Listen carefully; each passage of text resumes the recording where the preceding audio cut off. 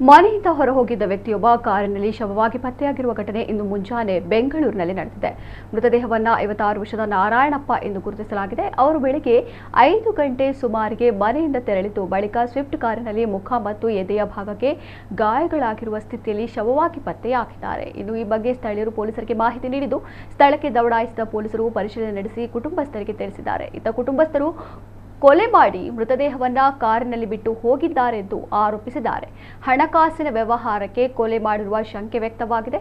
ಪ್ರಕರಣ ಸಂಬಂಧ ದೂರು ದಾಖಲಿಸಿಕೊಂಡಿರುವ ಪೊಲೀಸರು ತನಿಖೆ ನಡೆಸ್ತಾ ಇದ್ದಾರೆ. ಸದ್ಯ ಮೃತದೇಹವನ್ನ ಮರಣೋತ್ತರ ಪರೀಕ್ಷೆಗೆ ರವಾನಿಸಲಾಗಿದೆ.